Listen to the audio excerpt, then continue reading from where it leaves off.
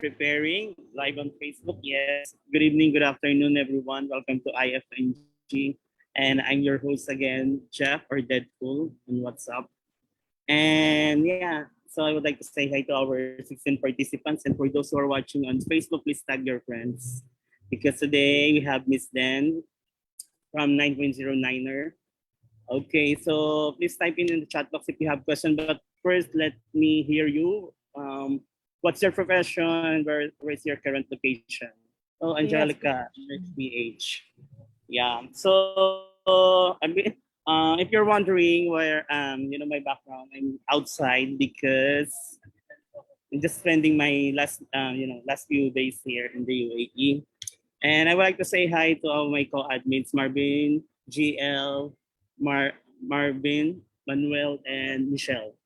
And congratulations for those who passed the exam. Okay, without further ado, I'm sorry, Miss Miss Den, for keep you waiting. Hi, Miss Den. Hello. Okay. You look so fab. Okay. Thank you so much. It's my favorite day of the week. It's Wednesday, and every Wednesday we look fab. So the same as you also, sir. So your background is so nice, and you look so refreshed. Diba? So hello to everyone. Hi to Miss Fatima from Zamboanga City, Angelica, a nurse from the Philippines, and then Sheena is also a nurse from the Philippines, as well as Mary Ann. How about those on Facebook? I know there's a little it's still lagging. Yeah, may konting delay lang. Probably 1 minute delay. But we'd like to know, guys, from where are you coming from? Yung location ninyo. Parang ano lang to, chat. ASL. So, wala nang age. Ano na lang, yung location ninyo and your profession. So, I'd like to know first. So, as you type your professions dun sa chat box, I'd like to inform you, or I'd like to introduce myself. I am Den Solis. I am a member of 9.09er, the best review center there is in the world talaga, globally. Ayan. So, I'm not a nurse by profession, pero medyo a little inclined to the medical profession. I'm a nurse. I am a nurse. I'm a nutritionist dietitian. So, yon, nutritionist dietitian. But I am practicing my teaching profession. New vocation nga pala ito. Okay, so there are those coming from Canada. Hello, from Riyadh also, and from Bacolod. So most of you are nurses, right? So for today, our topic will be all about writing task 1 academic. So I'm pretty sure that for most of you who are attending today for this session, I hope you guys already have an idea as to what your target, what do you call this? As to what your target exam would be, what module you're going to take. Is there anyone here who is supposed to take general training? Meron po bang magte-take ng general training? Hello, Miss DYY Baldo. Hi. Ara Regalado, Alec Gabres. Medical field. Yes, yay talaga sa mga medical field. Oo. So, yun. Alright. So, I hope walang general training dito because the lecture is solely intended for for academic. So, yun. Yung mga nurses who are planning to work on different parts of the world, ito yung iti-take ninyo. Academic. Okay. So, for today, we will be focusing on writing task 1, Ielts academic writing task 1. Specifically line graph and bar graph, but I'm pretty sure I can still cover the different parts. For today, I'd like to give a different background though for this one because we will not only be doing a lecture type of activity for today. I want you guys, or at least let me request for you to prepare yung pens and papers ninyo, or if you're using your laptop, well and good. That's a better option for you because later on I'll ask you to type some formats or at least a portion of yung writing task 1 natin later. Alright? So I'll first share with you guys yung ating overview. So for the writing task 1, so 33.3% of the total writing subtest score will come from this writing task 1. So this came from ano natin, because in writing, you have two subtests, right? You have writing task 1 and then writing task 2. A greater portion of it, 2/3 of the score will come from the task 2 and yung remaining 1/3 will come from this, yung task 1. So, ang recommendation for you guys, the technique is to first write yung task 1 muna. So, when the clock strikes, write yung task 2 muna ninyo and then make sure that as much as possible, you are able to finish it in 40 minutes. And then the remaining 20 minutes, you can allot it for writing task 2. So, ang required naman natin na word count for this one is minimum of 150 lang. But just for me, sometimes I tend to limit my words to around 250 words para safe na siya. But when it comes to the scores or when it comes to the actual instructions, diba? Based on the instructions, you will see there, write a minimum of 150 words. Ay, maingay. Wait lang. So, request lang po guys, please mute your devices. Medyo magugulatin kasi ako. Magugulatin ako. So, baka mamaya, ganun ako. Okay, sige. And then, ayun. So, I've mentioned already the required time for this, or recommended time is not more than 20 minutes. Bakit not more than 20 minutes? Because the total time is, again, 60 minutes for both writing task 1 and writing task 2. And if you're going to go back to what I've mentioned before, yung score nyo dito is only 1/3. So if we're going to do a little math here, so sa 60 minutes, what is 1/3 of 60 minutes? Diba? That's 20 minutes. So yung remaining, the 40 minutes, dito siya sa writing task 2. Okay? Of course, since yung writing task 2 nyo will merit a bigger portion of the score, dito tayo mas mag-aalat na time sa writing task 2. That's logical. Although I've experienced, based on some of the coaching sessions I did sa Niner, there are students who say that they find it easier to write yung task 2. Sana all, no? Sana all mas madali for them yung writing task 2. And then for writing task 1, they say that it's not that easy. So it depends. It depends on you actually. But for me personally, I find writing task 1 easier primarily because I can see already what I have to explain. Not unlike in writing task 2, you only have the task description. Dito kasi, if you're given a map, you may find a map. If you're given a bar graph or a pie chart or a combination, you have all the details listed there already. May values na siya. So it's just a matter of how you're going to translate into words or how you're going to express and describe the given map or chart or type of writing task yung given sa inyo. Okay, and as I've mentioned, there are different types of writing tasks. So later on, we'll delve further into that. So basically, if you're going to take academic, so ito kayo, di ba? So you might receive statistical types of questions, or you might receive process type of questions. Yung general training for them, what they do is letter writing lang yung sa kanila. Letter writing, but in a different context. They might be receiving informal letters, they might be receiving formal letters. Mas madalas lang for them yung formal letters. Okay? So this will be our focus for today's lecture. Okay? So overview lang, very quickly. Now, how are you being graded? Sa Ielts naman, in general, you're being graded using the band scores. So you're being graded from band 1 up until band 9, wherein band 9 yung expert user na. So in as much as we are using yung band scores also, you might receive yung mga half band scores as well. Pero sa ano na siya? Sa writing subtest na siya, overall subtest scores. But as we look closely into yung specific na questions or specific na band descriptors or grading criteria for writing, so by the way, for this one pala, for the table that you are seeing right now, you can look at this one.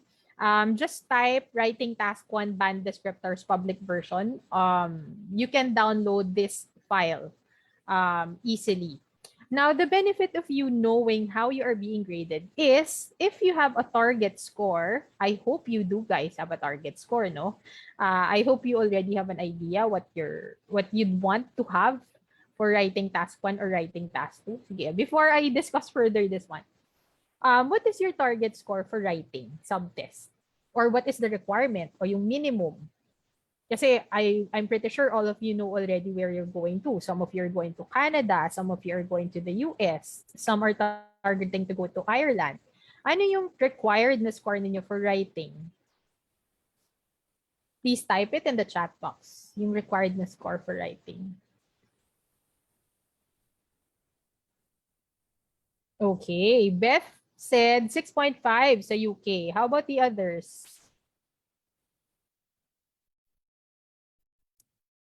7 si Kay Paclibar, 6.5 also si Ara Regalado from Facebook. Marie said 7. Sheila said 7 also.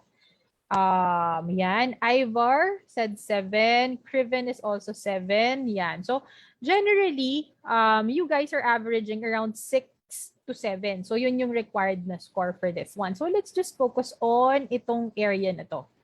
Anyway, if you want, you can read yung band descriptors for this, yung 5, 4 up until 1, but I don't think that for me it won't be any use to you since your target is kung ano yung required sa inyo, yung minimum requirement for the country that you'd want to go to, right?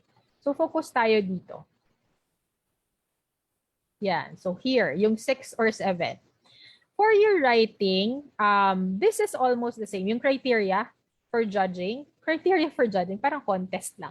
Okay, yung criteria, this is almost the same whether you're going to take, whether writing task 1 ba siya or writing task 2. Same siya dito sa lexical resource as well as for grammatical, yan. So dito, the same as well as for grammatical range and accuracy. There's a difference lang. Okay, wait lang. There is just a slight difference when it comes to this one, yung task achievement. Coherence and cohesion, medyo okay na rin tayo dito. Yung last na 3 criteria for writing task 1 and writing task 2, the same siya. Okay, but for task achievement, there will be a slight difference because in here, you have a specific criteria which mentions, let me just highlight this one for you guys. Ito. So for academic, meron tayong specific na criteria for this. Sa 6 na nga, I'll be focusing on 6 and 7 because yung range ng scores niyo is around 6 or 7. And as well as for 6, meron rin tayong specific na task description for this one. Okay, let's look first at the task achievement, guys. So for 6, if you're going to want a 6 for this, diba, you must make sure that you address the requirements of the task. So addressing the requirements of the task means that, first off, yung word count. How many word count yung required for this one? Minimum of 150, right? So as long as yung word count mo nag-reach siya to 151 or 150 and above, okay na tayo for that one. But another criteria or another requirement for the task achievement criteria is you must present your overview with proper information, okay?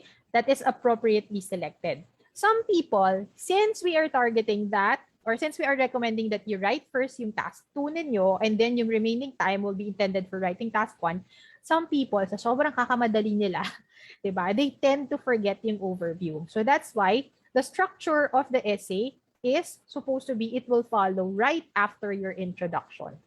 Kasi yung overview ninyo, it serves as yung parang conclusion nyo. Serves as your conclusion, okay?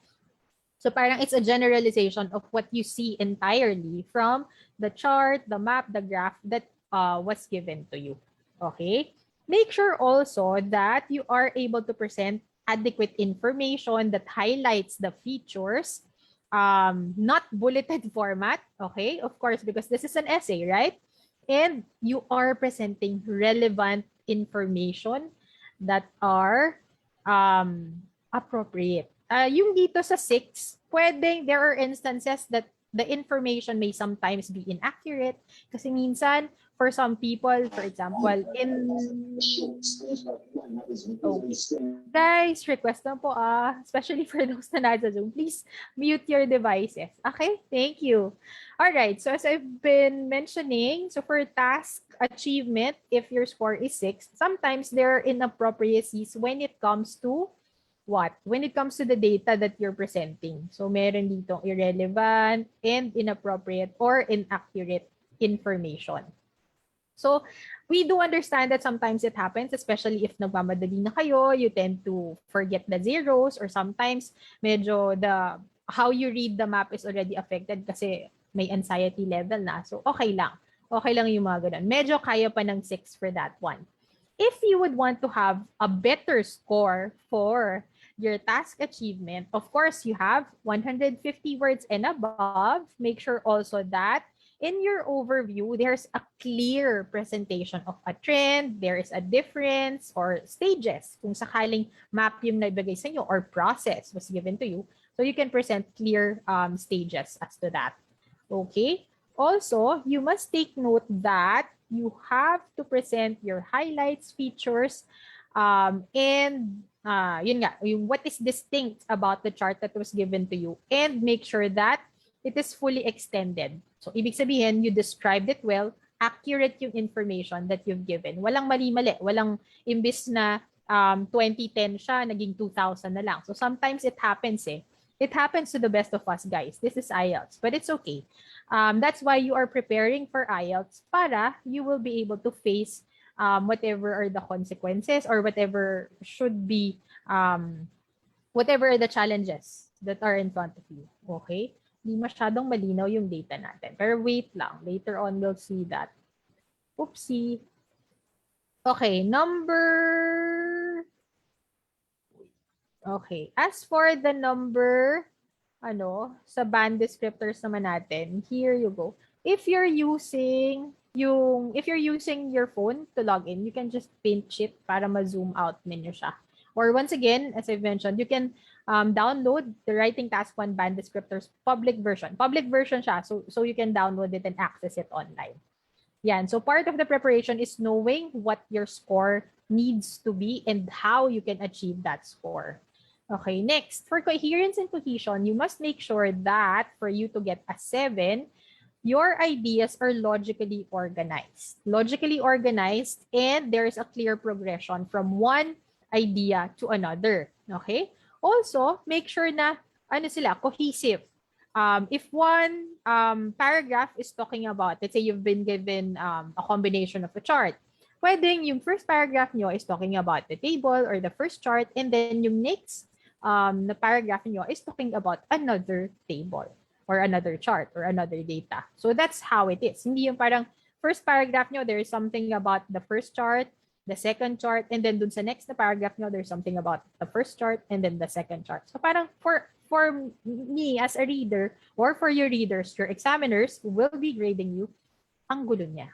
Medyo, nakaka-tense basahin.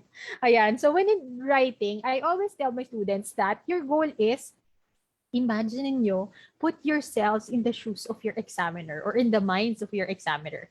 Kung kayo yung reader ng isinulat ninyo, maiintindihan ba ng examiner nyo? And will your examiner be able to imagine or at least draw in their minds what you've seen dun sa graph, dun sa chart, dun sa map, or dun sa process that you're explaining? If not, then medyo may question tayo for this one. Okay? So yun, whether it's the accuracy of the information or the coherence and cohesion, it actually affects dun sa score talaga. Okay. Hi, BFF, Miss Gladys. Guys, hi kayo kay Miss Gladys. She's in New York. Tama ba, BFF? Sumilip si BFF. Thank you so much for the love. Pasuan natin si BFF. Okay, so yun. There's a question from Dodi Marley Uy Huwezan from Facebook. Is this academic or general training? Okay. This is academic.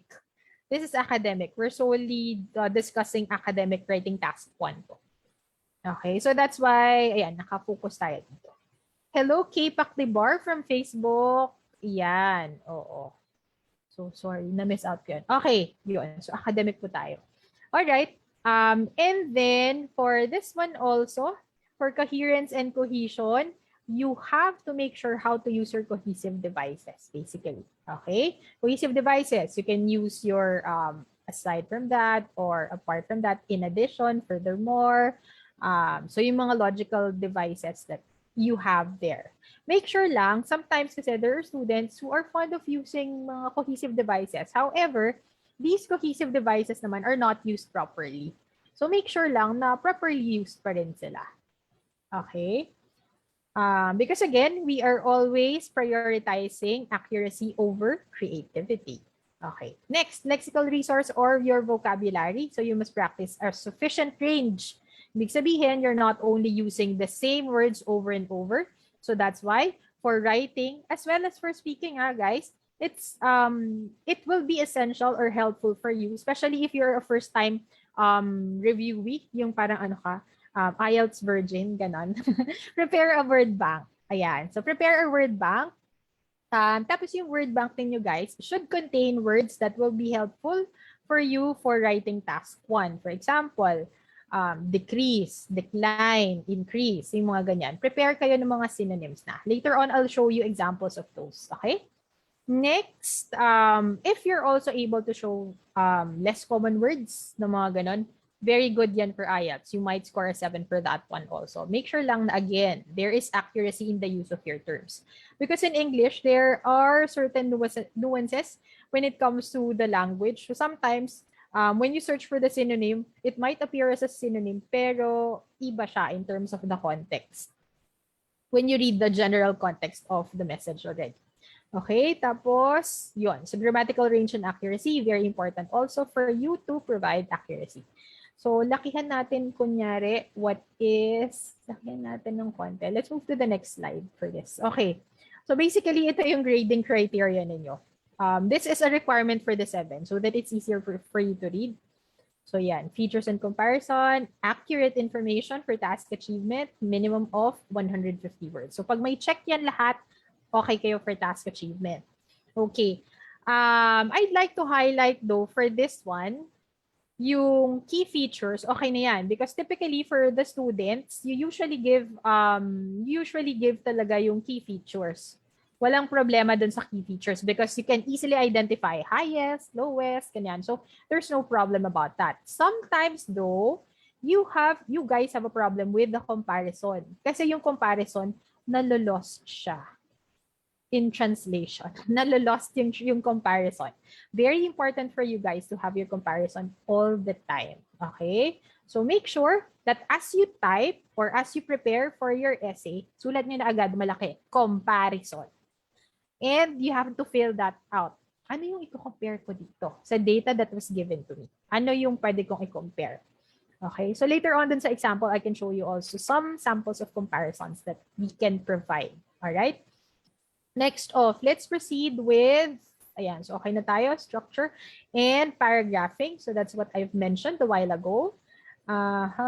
Cohesive devices with accuracy, wide range of vocabulary, appropriate usage, and formal language. Also, nabubula siya. Okay. Formal language, guys, because in writing task 1, academic siya. So the tone that we use is formal. So we should not always use at all, never use second person pronouns such as you, your, ourselves, we, yun. So I'm not sure how you can indicate that, pero no, don't use those kinds of words. Okay, there you go. And then, of course, we have grammatical range and accuracy. So sentence structure yan. So meaning to say, do you have the capacity to use words, sentence structures na varied? Hindi lang yung puro simple sentences na this is the largest, those are the biggest, this section is or this group is the highest, this is a trend or parang it has an increasing trend, yung mga ganun. Can you combine sentences to make them compound sentences instead of just having 2 simple sentences? Pwede bang isang sentence na lang siya pero compound sentence? So that's the goal. So you have to make your examiners parang pwede kayong pakitang gilas sa examiner in that case. Okay, and of course, since it's grammar, you have to apply proper grammar rules. Yung grammatical mistakes dapat malesen. Yung subject-verb agreement niyo always correct siya dapat. The tenses of the verb. Introduction always has, anong tense? Nawala ata si Miss Den. Nawala ako, guys. I'm still here. Hi, can you hear me?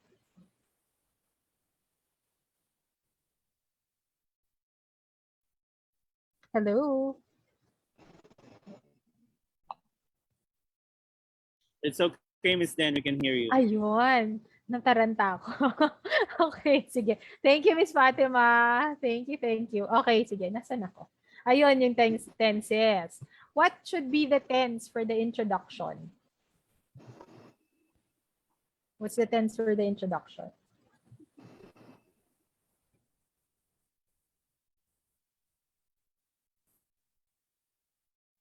Yung introduction of the writing task 1. Usually, if you're given, let's say, statics, yung binigay sa inyo. Very good, Nico Abat. Present tense. Generally, you have a present tense for that one. Yan. So, yun ang goal natin, ha? Always remember that, present tense. So, yung mga SS, yan. Always present. Ayun, all caps daw, sabi ni Nico Abat. Always present. Yes. And then, when it comes to your overview down to the next parts, yung detailed paragraphs niyo, it will actually just depend on the tense or the structure or the time element of the given task for you. Okay? So for grammar, guys, for grammar, capitalization is part of the corrections or part of the grading, not part of the grading criteria, but it is scored under grammatical range and accuracy. So if you commit mistakes dun sa capitalization or sa punctuation, minus points yan sa grammar. So all in all, for this 4, you have to, yung score nyo dito will be averaged and that will be your score for writing task 1. Okay, so ina-average lang siya. So usually, just a tip, when I was reviewing, I know that I'm having a hard time with coherence and cohesion tsaka task achievement. Yan talaga yung hardest for me. So I'm working on itong dalawa. Yan. So I work on this too. Kasi yan yung strength ko. So it will depend naman kung ano yung strength nyo. So you will actually see based on how you progress and based on your coaching sessions, ano ba yung mga common feedback sa inyo. So yun. But for the task achievement, you can still score higher for that one. Make sure lang that na-achieve natin what is required of us. Alright? Sige, any questions about the grading criteria?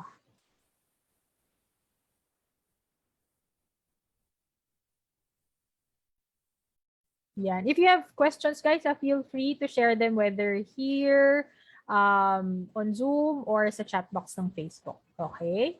So, sige. Let's proceed with this one.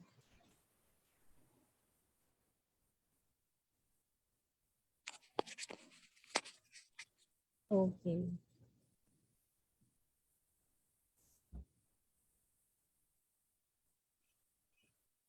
All right, types of task 1 questions, as I was saying a while ago. Sometimes you might receive processes for task 1. Sometimes you might also receive maps for task 1. So in the types of processes, ito yung pwedeng cycle siya or sometimes how to produce let's say hydroelectric power, how a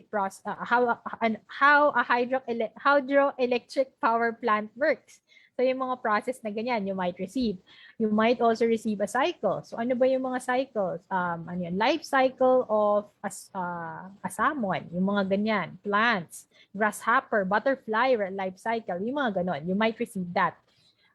You might also receive maps wherein it shows the difference between, let's say, the floor plan of a particular school or university, let's say in 2000, and then you'll be asked to compare it with the 2015 floor plan of the same university after renovation. So you have to compare those. So yung process and the map, generally, the process and the map generally appear less frequently than the statics. Most of the questions talaga, siguro mga around 80% of the time, you might receive statics questions. But that does not mean na you won't be studying processes. What if ikaw yung 20% na nabigyan ng process or nabigyan ng map and you don't know anything about it? So you just actually have to prepare about everything. Okay? So make sure na during your practice, nakasulat ka ng bar chart, nakasulat ka ng line graph, you're able to write also for a pie graph, table, as well as for combination charts, and for processes and maps. At least one for each. At least one for each. So yun yung goal lang for this one. Okay? So for some, they receive yung mga combination ng charts. For those who are not yet familiar kung ano yung combination, sometimes there are charts na you would be given initially. Yung first chart nyo is a bar chart explaining how the expenditure, how the expense, or parang budget in a certain household per year, yung average budget in a household per year. And for example, yung budget for education, saan siya napunta. That's your second graph. Mapupunta na siya sa pie chart. So pwedeng ganun yung combination. Sometimes naman, there are those who are given 4 pie charts, yung mga ganun. Now, the trick lang for combination charts, you must make sure that you are able to apply proper paragraphing. So early on, dun sa early phase pa lang, as you plan out your writing task 1 essay, you have to make sure that na-apply mo na yung paragraphing. Which are the graphs, the charts that you should combine in one paragraph, and ano yung magko-combine nyo in the next paragraph. So that will do the trick for you. Okay. Question, guys. For those who are here already, how many of you have tried or which of these have you tried answering already? Type it in one comment, please. Ano yung na-try nyo na dito? Have you tried a bar chart, line graph, bar chart? Jamie tried the processes already. Good job. Was it easy? Yung processes? Jamie from Zoom said processes. There are those who dislike processes. I'm not sure why. Medyo shy type siguro sila. How about from Facebook? Let's wait for our friends. Che said bar graph. Yan. Line graphs, bar graphs, once only. Miko said once lang si bar graph. Okay. Mag-hi ka ulit, Miko, sa bar graphs. We'll try it another time, or before trying a bar graph, at least try a line graph, pie chart, or pie graph, table, at least once, or combination, pwede. Si Sheena, medyo marami-rami na siyang bala. Na-try na ni Sheena si map, line, pie charts. O, Sheila, kulang na lang ng processes. Try niyo yung mga mahihirap. Because you never know. You never know really what you're going to get. Pwede nyo ipagdasal. You can pray that you will receive the easiest one. For me, the easiest, I think, would be the pie graph. So, you can pray na pie graph yung mapunta sa inyo. So, you can also pray na process na lang if that's the easiest. Pero, our prayers can only do so much. So, our preparation would really matter. Okay? So, yun. Yung mga hindi nyo na-type dyan, I want you guys to at least try each of those. Yung mga wala. Lalo na if you haven't tried all of the types yet. So, you can take a screenshot para these are the things that you would actively look for. Okay. Chris has tried everything, every kind, but not proficient. Very good. So, at least alam ni Chris yung skill niya. Don't worry, Chris. You still have ample time to try all of it. Alright? So, next proceed tayo with this one. Yan. So, this is what I would like to share with you guys. Common Writing Task 1 Academic Vocabulary. So, this one is very specific, I think, for, what do you call this? Statics. So, since 80% naman si statics, okay lang. Let me share with you guys this one. So, this is in tabular form. Okay. Can you hear me, guys? Parang naglalag si Zoom ko.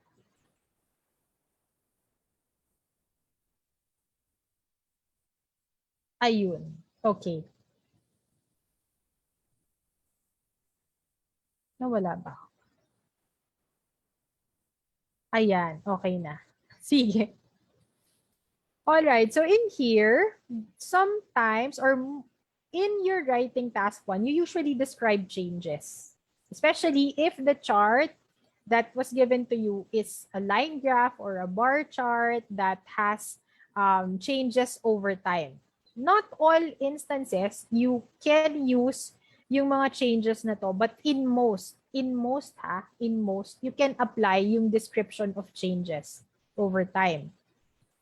The combination is you always combine an adjective and a noun. So yun yung perfect combination. Sila yung love team dito, adjective and noun. So I'll just remember that. I don't know what mnemonics you can think of para you can remember that an adjective is always together with a noun because the adjective is a descriptive word for the noun. Okay?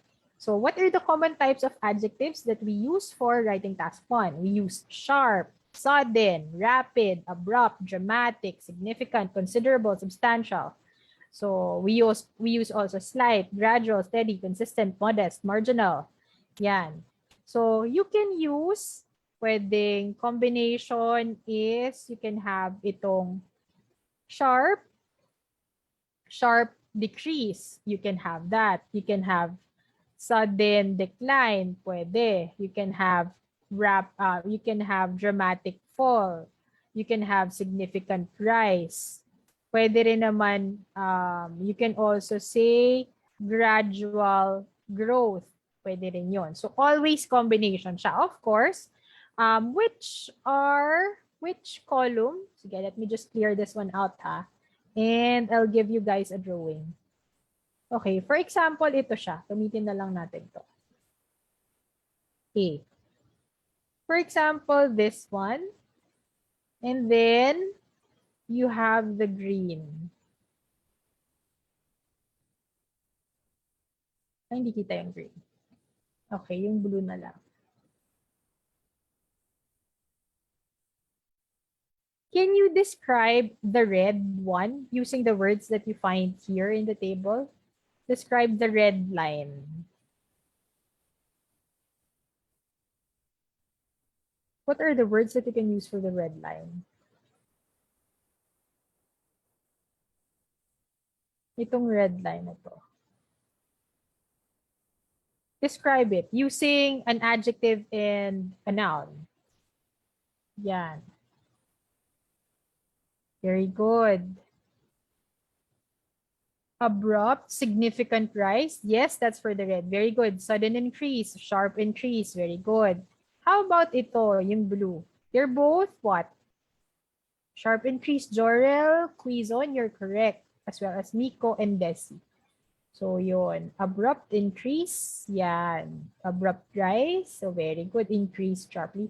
You increase sharply, that's correct, but it's in a different format lang. So we're just trying to take first the adjective and the noun combination. Rapid growth, pwede.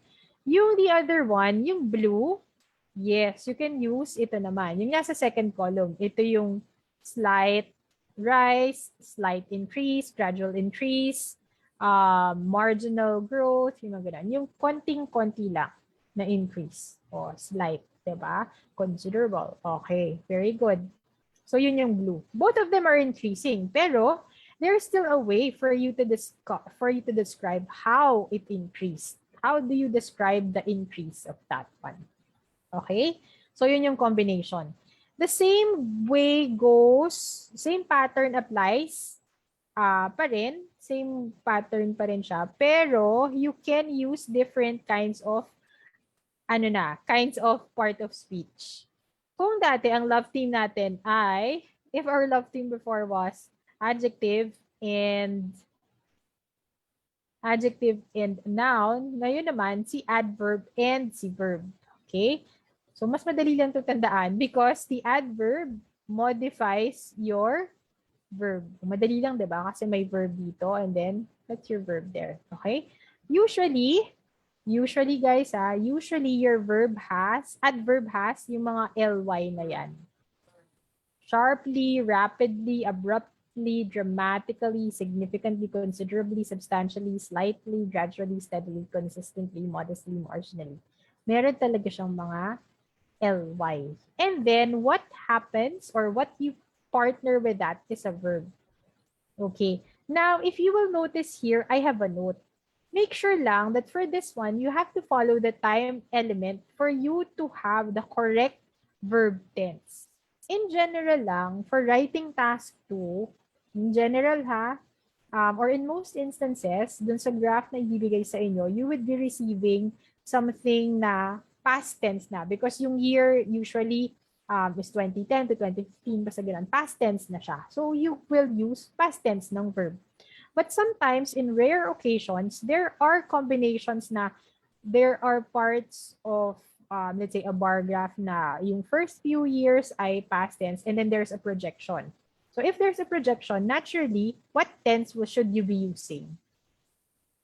Pag may projection, for example, the population, world population. So you're given world population ng 1950 to 1950, tapos 2000, 2050, ganyan. So what if merong 2050? Ano yung tense na gagamitin nyo? Very good, Sheena. Jorel Quizon, very good. Future tense. So pwede pa rin kayo mag-slightly, pwede pa rin gumamit ng fall, pero how will you state this one? How should you correctly state this one? Kunyari sila yung combination. So bababa siya, pero konti lang in 2050. So what will you add? Pag future tense, what do we usually add? Very good, Sheena. Will. So will slightly fall. Very good. So merong lang will tayo dito. That is if may projection. Pag walang projection, no need to worry about will. No need to worry about that. Kasi you can apply fell already dito. So will fall slightly. So pwede rin naman that. Very good. So may answer kasi si Desi. Fall slightly. Okay lang din. You can use this one first. Slightly fall. Pwede rin naman fall slightly. Pwede rin yun. Will fall slightly. But in general nga, kung past tense, decreased gradually or gradually decreased regardless. Pwedeng magbali-baliktad silang dalawa. Very good, K-Pac Libar. Good job, guys. Okay? So yun. Ito yung mga examples that you can add in your word bank. Diba? Kasi parang it's very taxing and it's very it will show yung responsibility ninyo when it comes to studying pag meron na kayong word bank. Kasi it will just fall easily. Yung mga words will just flow easily for you. Mahirap kasi yung you are writing tapos you keep on using the same word over and over. And then you have that tendency to stop because you're trying to think of another word. Diba? So, ang hirap nun. Nawawala yung momentum nyo. So, that's why I do suggest and recommend that you have your word bank already. Buuin nyo na si word bank ninyo. Okay? For some of my students, pinapakita nila yung tables nila, ganyan. Maraming mga post-its, may mga colors na gano'n. Mag-notes, guys, very important ang note-taking. Okay, there you go. So, okay na tayo for some words. Yan, parts of a writing task 1. So, generally, you have your introduction, wherein you have to paraphrase your task description. And in the paraphrasing of your task description, you have to take note of the keywords. Okay? Keywords. So, usually, your keywords are, ito yung mga words that when you put it out, when you remove it from your task description, walang essence yung task description nyo. Okay, so this is the essence of the question. Yung task, yung keywords ninyo. Okay, so make sure that meron na kayong mga synonyms for that. Usually naman, if you are trying to review or if you're trying to read samples of writing task 1, you will be familiarized already with the types of keywords that you will find. So yung mga population, count, ano pa ba? Ano yun? Parang prices, yung mga ganyan. Sales chart, yun. So, sales history. So, yun yung mga usual na marireceive ninyo. Okay? And then, after your introduction, na around 2 to 3 sentences lang. So, huwag tayo masyadong pabibo dito sa introduction, 2 to 3 sentences will do. 2 to 3 sentences. Not so long. Okay na yan for pag 2 to 3 sentences. The overview naman, it can also be around 2 to 3 sentences also. But for the overview, guys, you must take note of the overall trend. As I've mentioned a while ago, not all charts have trends. So if it's something that happened, for example, what you've been given is online sales records in 2019, and then of different age groups, walang trend yun. Kasi there's no change over time. Isang time lang naman yung binigay sa inyo, 2019 lang. Okay? And then, of course, dun sa overview ninyo, there should be no, highlight natin tong no specific details or values. You should not say na, in general, the highest is, ano yun, parang the highest online sales belong to the 65 years old and above at 55%. Walang 55%. Walang ganon. Walang numbers for this one. Yung trend, you can just say it's the high, you can just say it's increasing, decreasing, it's inversely proportional, pero walang values. Not so much details for this one. Patikim pa lang natin to. Patikim pa lang natin. Alright? Sa detailed paragraphs, okay, dito na kayo magpapabibo. Yung mga details ninyo, the values, should be found here sa detailed paragraphs ninyo. Make sure lang guys that for your detailed paragraphs, you're going to actually apply your grouping and paragraphing. So before you do this, before kayo magsulat ng introduction, overview, and detailed paragraphs, save some time to actually what? Ano tong P na sinusulat ko? It's a 4-letter word.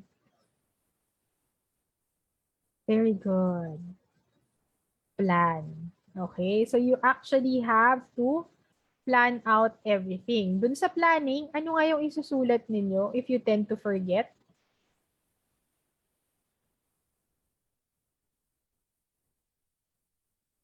Very good, Nico, Mary Joy, Pinky. Yeah. So, if you're dun sa planning ninyo, yung details, yung structure, you should also plan it out there. Plus, syempre, isulat natin yung comparison. Okay? So, sulat nyo na agad yung comparison.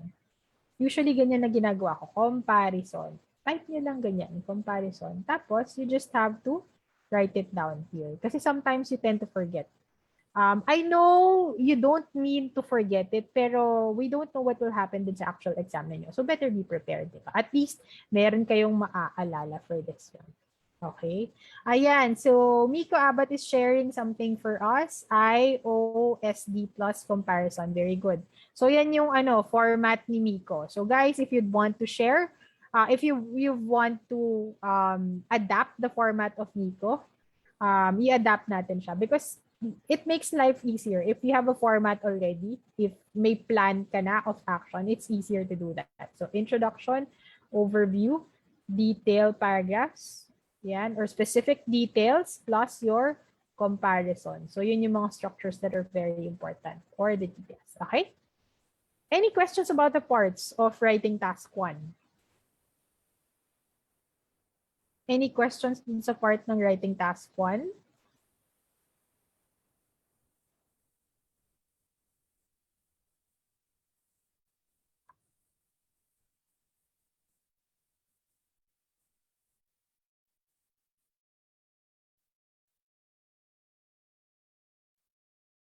Or any questions about writing task 1? Kasi we will be doing writing practice na. Taray, may writing practice, live writing practice. Para at least you will have a chance to conquer whatever you're fearing about writing. Okay na? So, sige. So we can proceed. I have actually planned this one out for you. I got this sample. Okay, writing practice evaluation. So, okay. So Mary Joy has a question. Question ni Mary Joy Constantino Acosta from Facebook. How many paragraph usually po buong task 1? So for the buong task 1, okay, ayan. So usually, sa writing task 1, in terms of the paragraphs, so ito siya. Usually you have your introduction paragraph. Then you have your overview. Tapos, dito sa detail paragraphs, usually you have 2. Usually, you have 2. But sometimes, there are instances there are instances that depending on the type of question that you will receive, minsan nagkakaroon ka pa ng fifth paragraph. But all of which part na yan ng detail paragraphs mo. So it would still actually depend on the type of question. Okay? So depende. Most of the questions naman usually okay lang na okay lang na 4 paragraphs for that. Pero if you feel like you can better explain the chart or the graph in 3 body paragraphs or 3 detailed paragraphs, okay lang. But make sure lang guys na you don't overdo it. Kasi how many minutes nga yung allotted for this one? You're allotted, as much as possible, yung recommended nyo is 20 minutes only. Diba? So yun, it will still actually depend on you. Alright?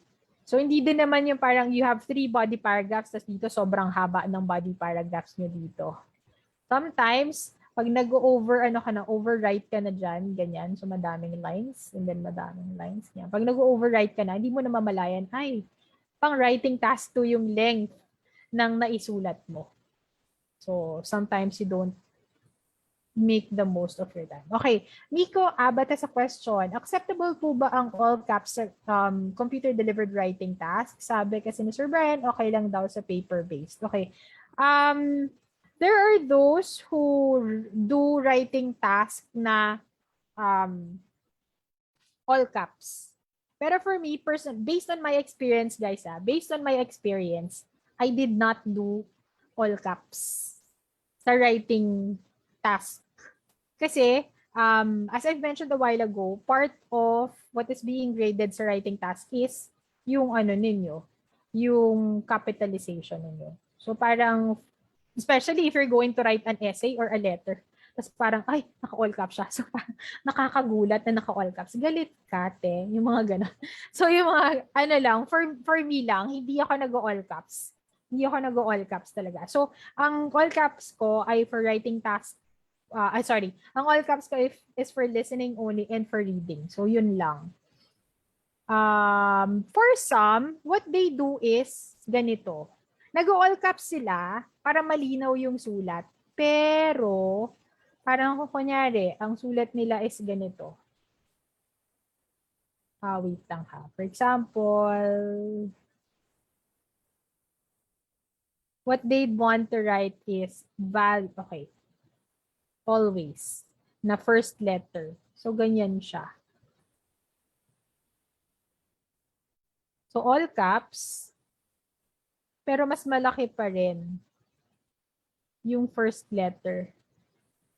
So, parang technically, in terms of yung for capital letters yan, di ba? Pero, dito, may distinction pa rin na that the first letter of the first word of every sentence is capitalized. So parang yung iba, they do that. If you find it easier to write, and if sa tingin ninyo, it would be more legible pag capital letters yung ginamit nyo, why not? Diba? What are the difference about task 1 and task 2? Okay, si Dodi, ayan. So dun sa writing task 1, what you will be given kapag you're going to take academic, sa writing task 1, you might be receiving, wait lang, show natin yung mga samples ng writing task 1 questions. You might be receiving statics. You can also receive questions ng processes, maps, bar charts, line graphs, pie chart, yan. So you have to explain. But later I will show you an example of this kind of questions. Pero for your writing task 2, you will be asked to write an essay about something. For example, the question is, do you agree or disagree that the government should pay for the basic health care of all individuals, regardless of their employment? Yung parang even if even if some citizens are unemployed, yung mga ganon. So those are the types of questions for task 2. So pag sa task 2, as in you would have to really pull out everything from whatever it is that you know. Diba? Parang, basic necessities, healthcare. So you really have to pull out whatever you know. let's pray that whatever is given to you is something that you're much more familiar to. That's why I said na yung writing task 1 for academic and writing task 1 for general training is relatively easier. Kasi doon sa questions mo talaga, given lahat-lahat that is required of you. So, ganito din dun sa writing task 1. Pag statics yung nabigay mo, nandiyan na siya. You would just you would just describe them. Use words to describe them. Meron na kayong mga ganito. Especially if you have yung adverbs nyo, mga word bank nyo, if you completed that already, life will be much, much easier for you. Okay? Jake Viado Clemente from Facebook asked, magkaiba po ang content ng writing task po ng academic and general training? Yes po, magkaiba. For academic, so yun, that's what I've mentioned already. For general training, you will be asked to write a letter. It might be a formal letter, it might be an informal letter, pero magkaiba siya. So, entirely different. Kasi different skills. Because, of course, if we're going to take academic, kayo yung mga nurses, those who would want to work abroad, di ba? But for those na who will be taking general training, medyo easier level yung writing task nila sa task 1 nila. Okay? Mary Joy asks, tama po ba na hindi dapat gumamit ng contractions when writing? Yes. Kasi nga, as I've mentioned a while ago dun sa example natin, formal tayo sa writing task 1. So you don't use na it's increasing. Yung IT apostrophe S, you should not write that. It is increasing. The trend is increasing. Hindi yung the trend's increasing. So yun. Never write contractions because it makes your writing task less formal. Okay? So yun. Ready na ba? Pens and papers niyo because we will have examples for this one.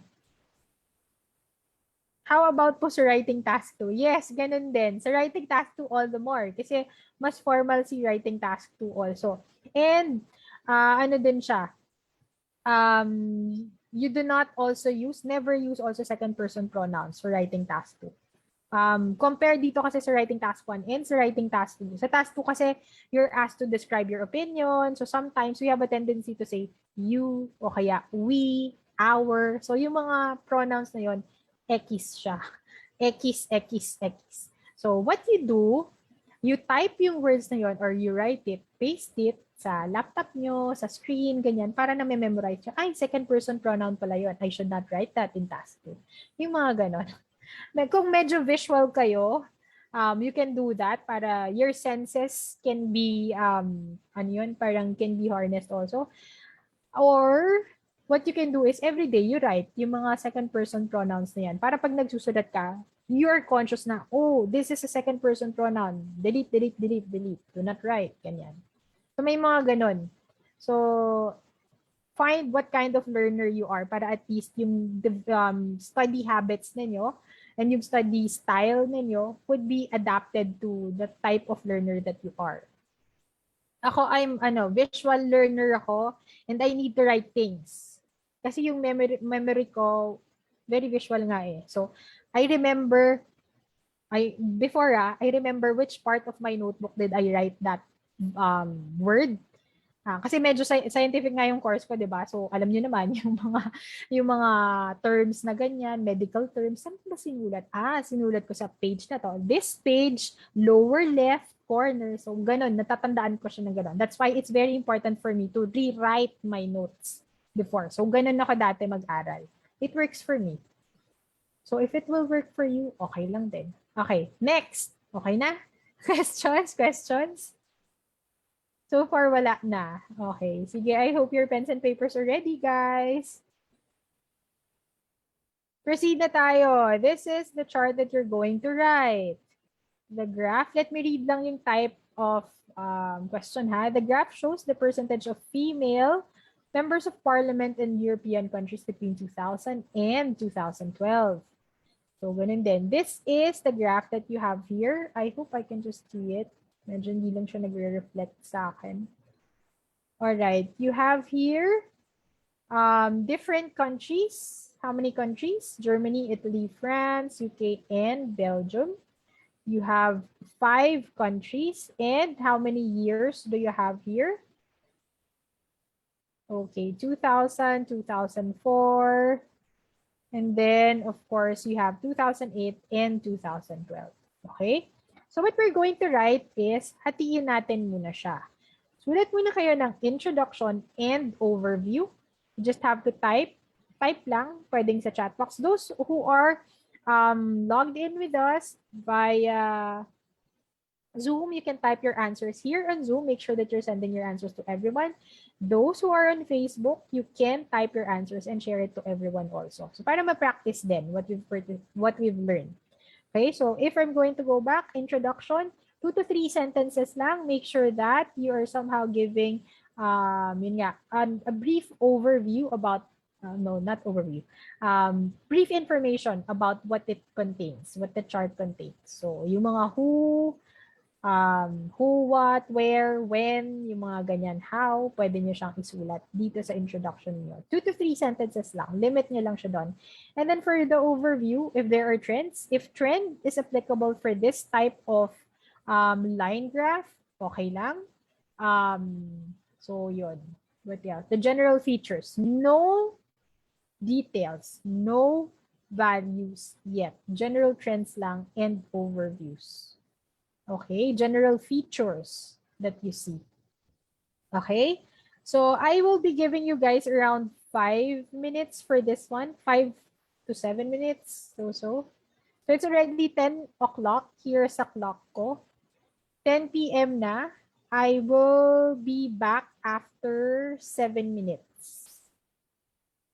Yeah. So can you see the chart clearly? I hope you can. No? So nakikita ko naman siya dito.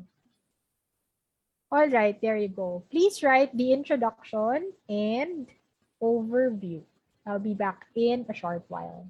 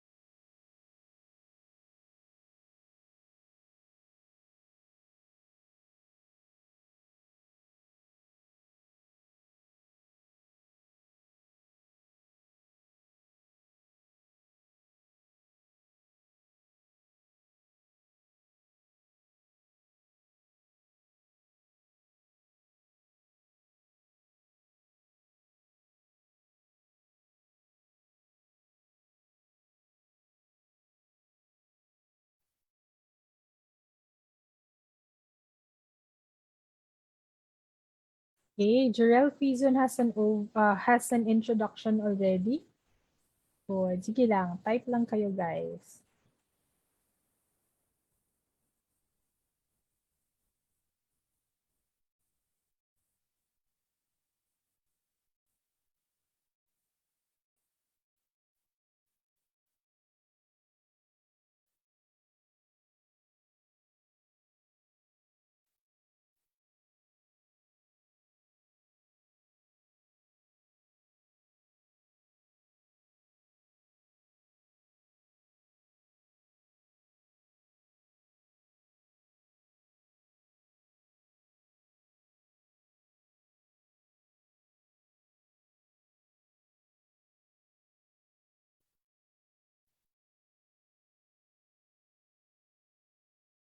Okay, there are those who are sending answers also here sa Zoom. Alright. So let me copy. Ay, ang cute. Sige, let me copy answers. Wait lang guys. I'll just open my Facebook for the comment section. Mm-hmm.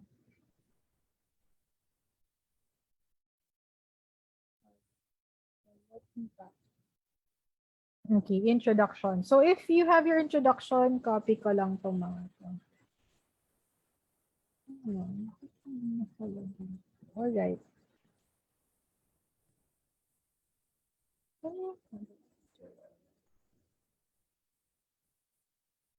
Ayun. So let me just read first the introduction of Gerald. Sorry guys if I'm looking at the other side kasi my bigger screen is here.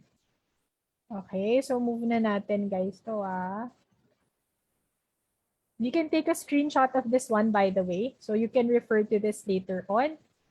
Yan. Okay na? Sige there. Keep your comments coming guys. Yan. And then we will proceed with this one.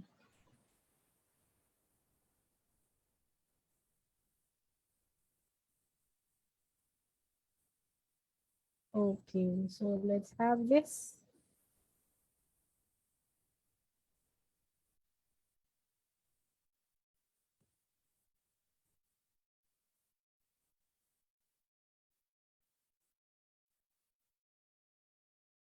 Yan. This one is from the introduction written by Jarel. Sabi ni Jarel, is this Jarel? Yan, okay. The graph exhibits the number of European women occupying office in government. Very good. So occupying office in government. So parliament din yan. From the years 2000 to 2012. Very good. So we've mentioned a while ago around 2 to 3 sentences for the introduction. So pwede kang mag-add, Jarel, ng one sentence pa. If you're going to add one sentence, what should it be kaya? What details can you add dun sa isang sentence pa?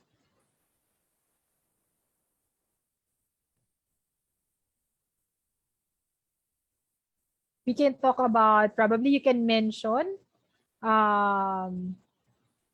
occupying of office in government from the years 2000 to 2012. And then you can mention yung countries, okay?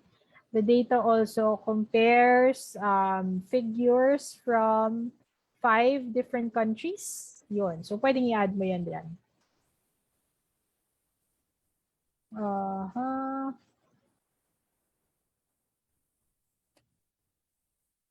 From 5. Okay. Make sure, guys, that for writing task 1, if you're going to write if you're going to write yung 0 to 9, you have to spell it out. So, katulad nito, 5, you don't write number 5 like that, but you have to spell it out.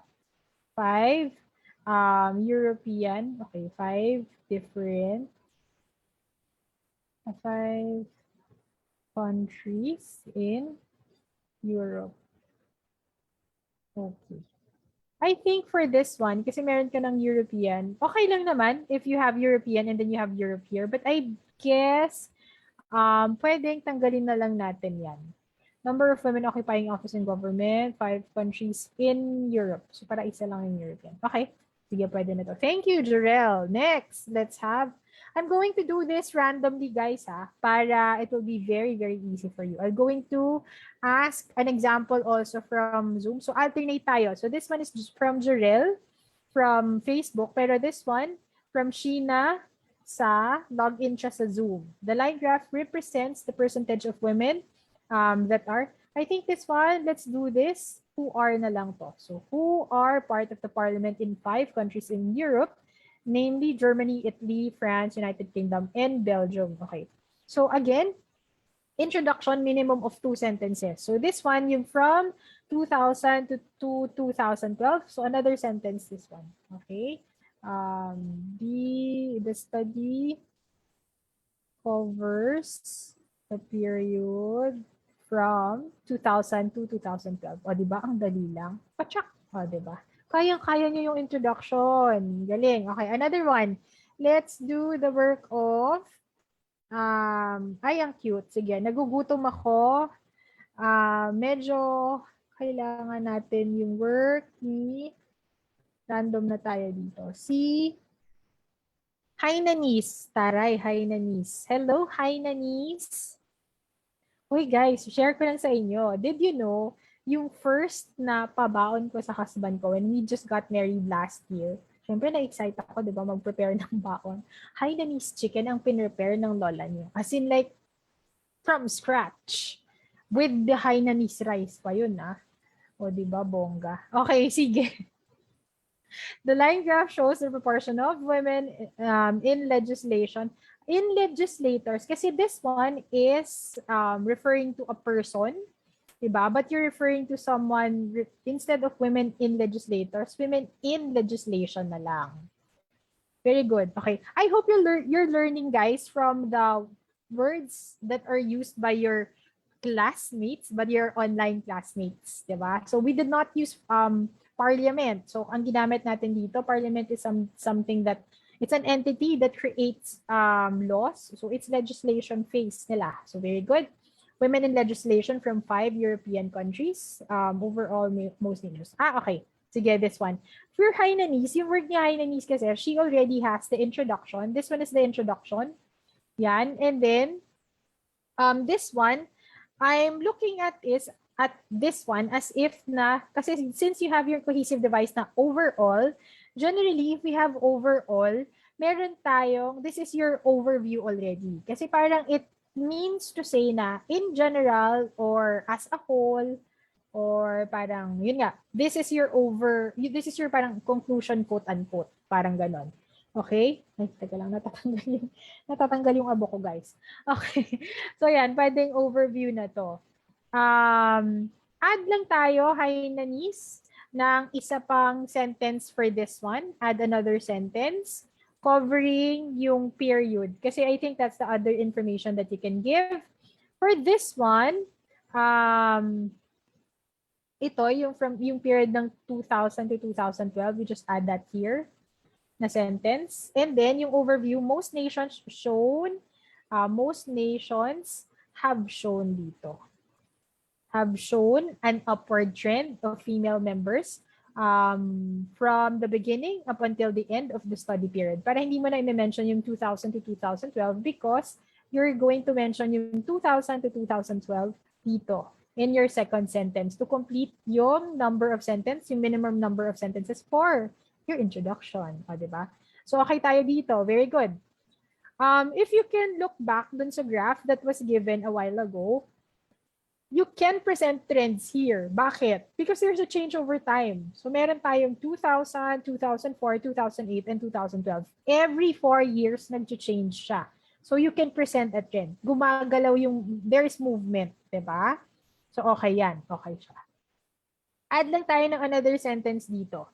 Most nations have shown an upward trend. Most nations ba? Is there a nation that did not show an upward trend? Meron bang isang nation na hindi nag-upward trend? Let's go back. Nakakita nyo lang siya ng pahiwatig lang natin. Okay. Wala naman, guys, halos lahat naman upward trend, di ba? Upward trend sila in general, but there are different behaviors lang. There are those who have shown increasing trend pero mas mas obvious or mas abrupt yung change, mas significant yung change among others. So you can see here, I'm showing an increasing trend. Wait lang. Ay, yung promo namin nakalagay na dyan. Okay. I'm showing an increasing trend, pero what you can mention here is an upward trend of female members. Okay.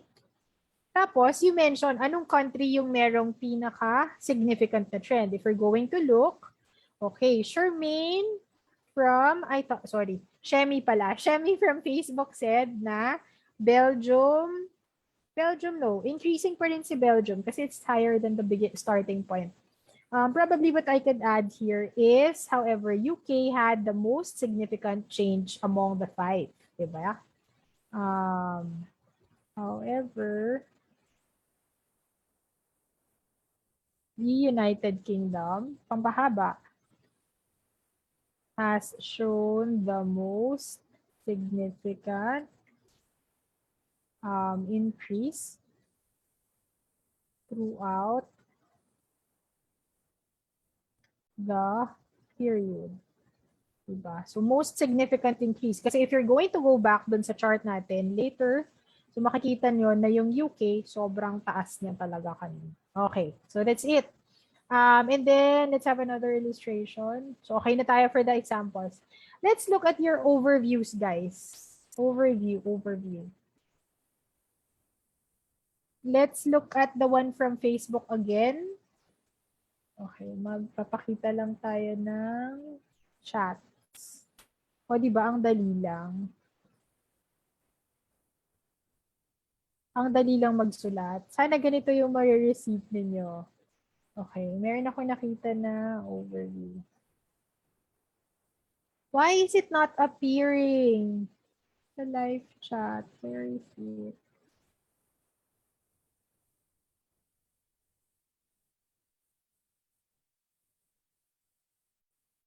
Belgium, pababa. Okay. Let me just read. Hindi ko makopy from here eh. Pero, si Dodi na lang. Si Dodi.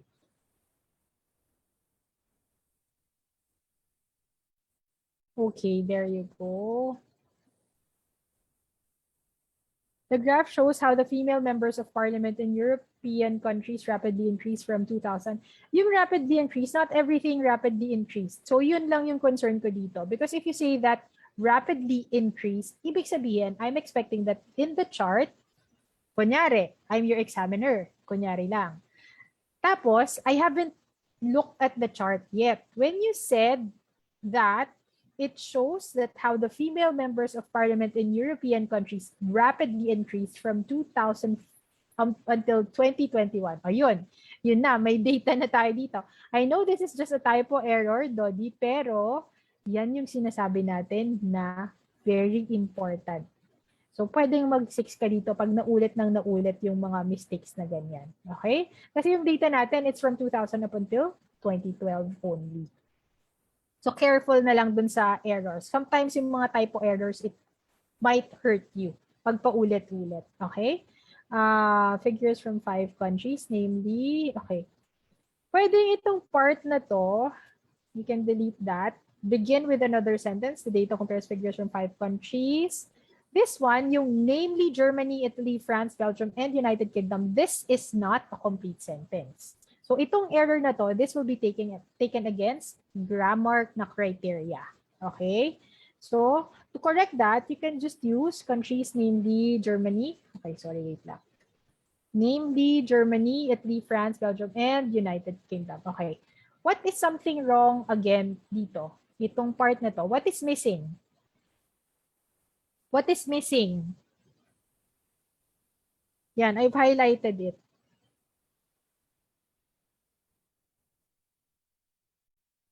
Sorry, kinatawag ko si Dodi Marley Uy Huweza ng Dodi lang.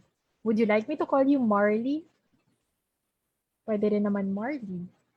Oo.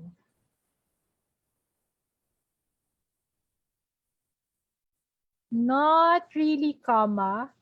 Not really, comma. Very good. Nico De Lima of Facebook. Good job. The. Whenever you have a country, ito, I will mention this because in writing task 1, you typically are given countries eh. Diba? So whenever you have United Kingdom, always include the. Very good, Miko Abat, Sheila Mihares, tama ba?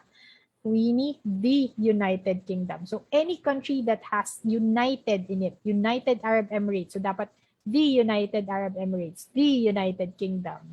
So yung mga ganyan, may the siya parate. Okay? So yun, yung mga republic then you should have the, kasi just like the Philippines, di ba? We have the, kasi we are a republic. Yung mga may republic, may mga united, may mga federation, may the sila sa pangalan.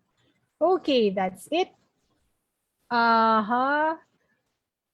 So, the introduction. How about the overview? Who has an overview?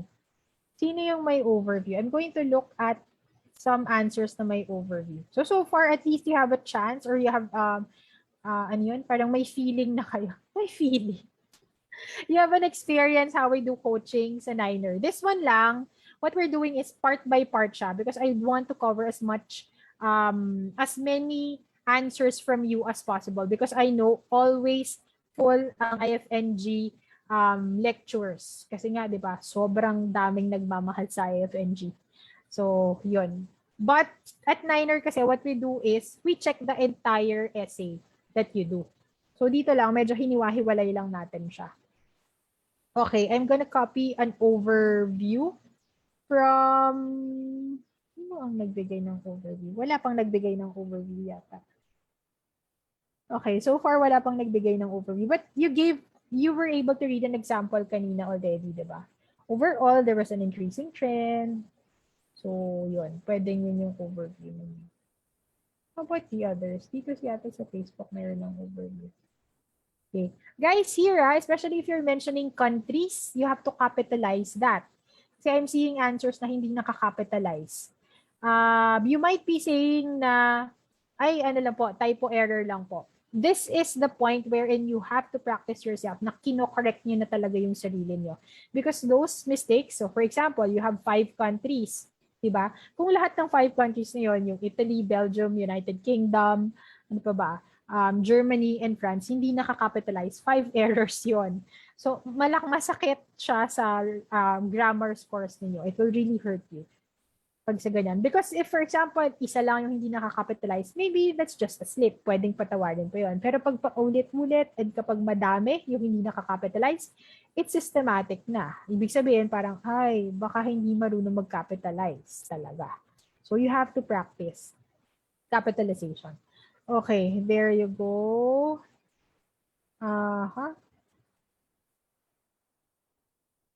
Okay, si L. Si L, meron siyang overview. Let me copy the overview of L. L. Ruiz Espinosa from Facebook. Sabi niya, overall, through the years, let's just put a comma here, my dear. Through the years, there has been a fluctuation of female members in parliament. In addition, Italy has, so naulit lang to, has a significant increase of female royals, while Belgium has shown a moderate decline. Okay, very good. Yung dito lang, what she's trying to present here is the trend, yung general trend. Fluctuation of members in parliament. So fluctuation kasi is a sign of trend that you would like to say. Pero, as you can see, sige, wait. Let us recall on this graph. Let me just put this one here.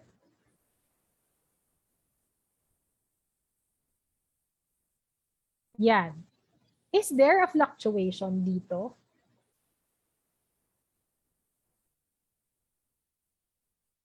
Is there a fluctuation?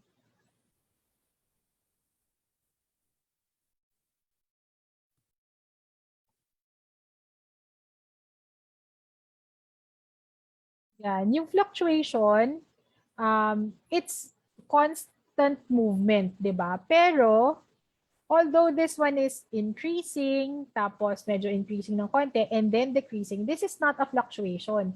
Yung fluctuation, parang yung heartbeat ng may crush. Ganyan siya, di ba? Chuk, ganun. So, pataas siya. Okay, so that's not really a fluctuation that we see kasi hindi naman siya pag ganon, hindi naman siya pag ganon, pag ganon, pag ganon. It's not like that. So this is a fluctuation. Increase, decrease, increase, decrease, increase. Hindi siya ganon. Wala kang makikita na ganon dito. Meron lang mag-i-increase. Generally, increasing yung trend nila eh.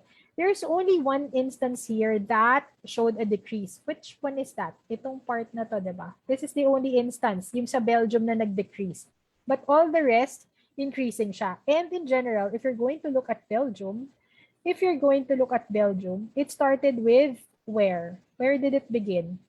Where did I begin? Charot. Okay, so nandito siya sa around, ano yung middle ng 15? Around 17.5, diba? 17.5%. Pero it ended with, nasa na tayo dito? Over 20%, around 22.5%. So in general, it's still increasing. Increasing pa rin siya. Tumataas pa din.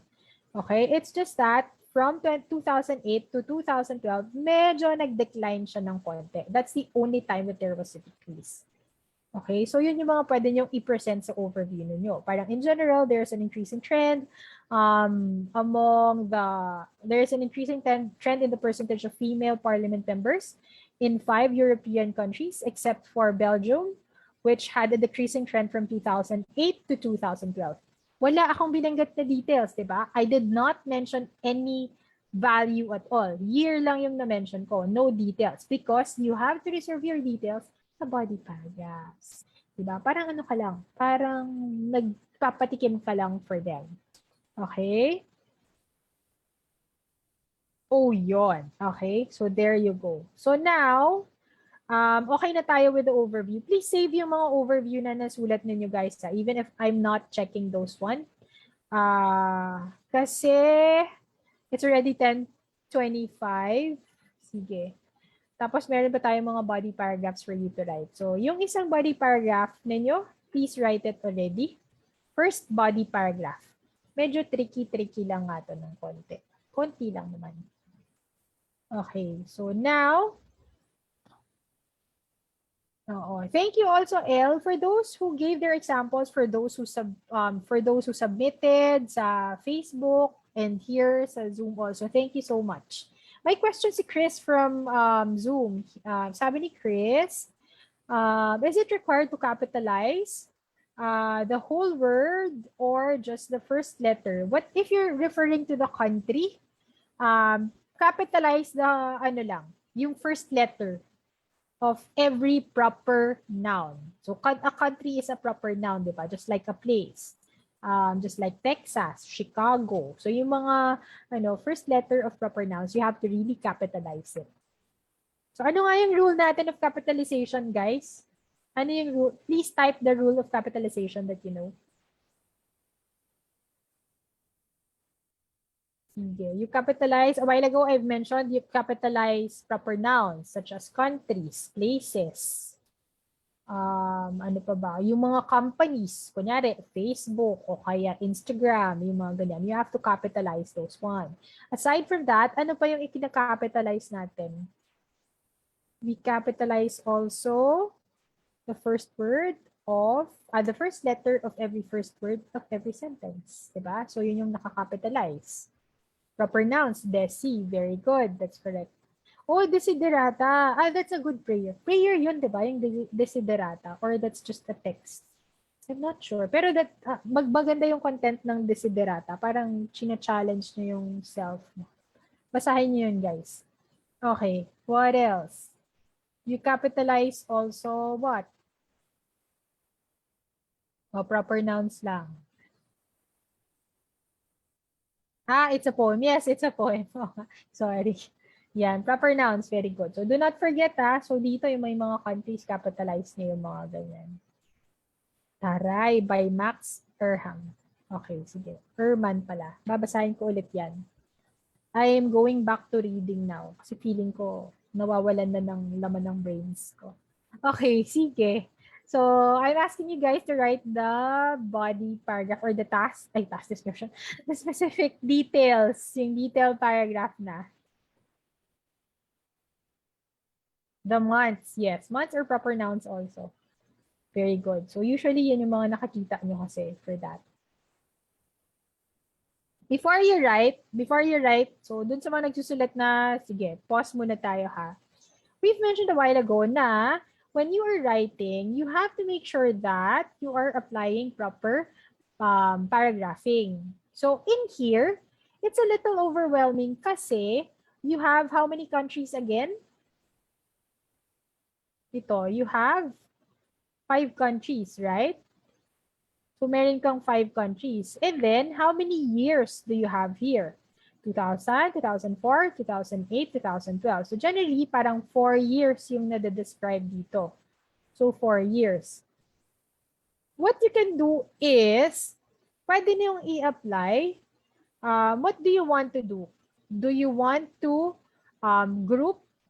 You write according to the countries or write according to the years? 2000, describe niyo yung 2000 and 2004, describe niyo yung 2008 and 2012, or would it be more logical to write it and describe the movement per country?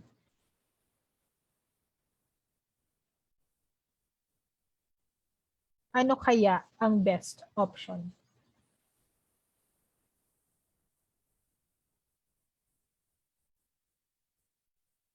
Is it per country or is it per year?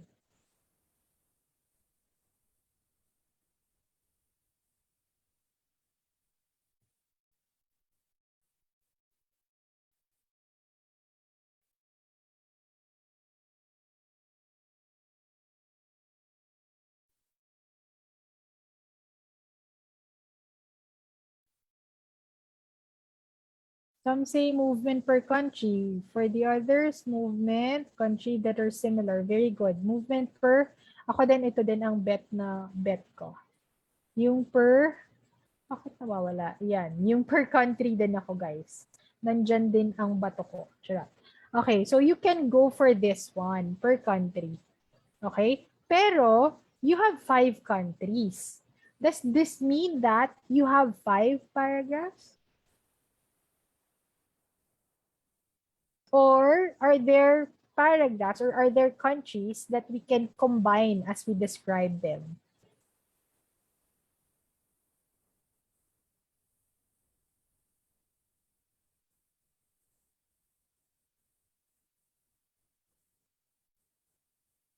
Very good. Combination. You have to group them together. If it's applicable to group them, then group them. So, pwedeng ganun na yung gawin ninyo. So, what do I want to group? What do you want to group? Ano kaya yung ideal na i-group? So, okay na tayo. Per country yung strategy natin dito. Very good, Angelica Abella Ero. Per country tayo and then we will describe them together. We will group. So, sino yung pwede natin i-group dito? Can I just combine? Ay, parang okay si UK i-combine sa Germany. Sila na lang yung together in one paragraph. Can you just do that? Or do you still properly have to identify which are the countries that can be logically combined in one paragraph so that the entirety of your essay is cohesive and coherent siya? Ano ka lang ba dito? Pipili ka lang randomly?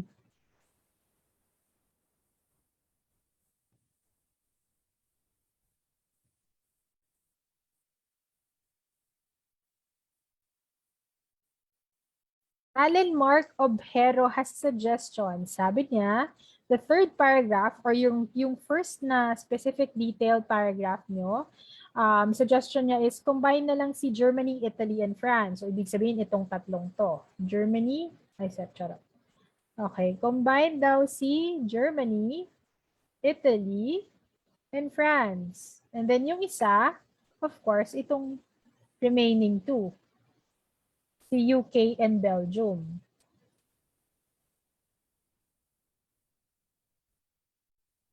Okay. So, for most of you said yung tatlo, ito, pwedeng i-combine na because they are all above in the 25th percentage or parang quarter, more than a quarter.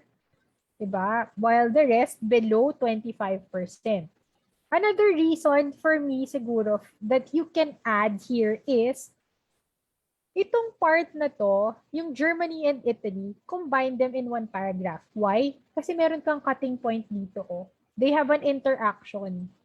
Itong this Belgium na line, which is the green one, tsaka yung UK na line, which is the blue one, combine that kasi meron din silang interaction dito sa part na to, which could be part of your specific details. 'Di ba? Ito, pero medyo pwedeng isang sentence na lang yung gamitin ninyo for France. Okay lang na medyo loner si France for this part. No harm done for that. Okay. Aha. Very good. Italy and Germany. Italy, France, and Belgium can be grouped together. For those who said Italy, France, why Italy, France, and Belgium? Bakit yung yellow, France na to, and Belgium yung pagsasama-samahin? Okay. So, Italy and Germany. Okay. So, yun lang. Yun lang yung suggestion ko. UK and Belgium can be combined. Yep. So, pwedeng ito yung first detail paragraph nyo and then your second detail paragraph. Wait lang. Para mas clear pala. So that it's clearer. Italy, ito yung suggestion ko. First body paragraph. This one is my other suggestion na for second body paragraph. Or detail paragraph. Kasi for me, I just find it logical. 25th percentile and up. Very good. Dodi Mardi Poy. Okay. UK and Belgium. Italy and Germany. Why Italy and Belgium yung combined? I'm just wondering, Angelica Abelia, why Italy and Belgium?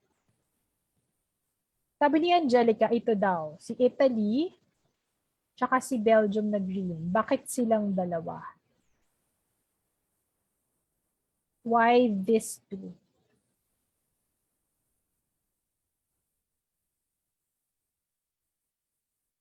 She may have a reason for this.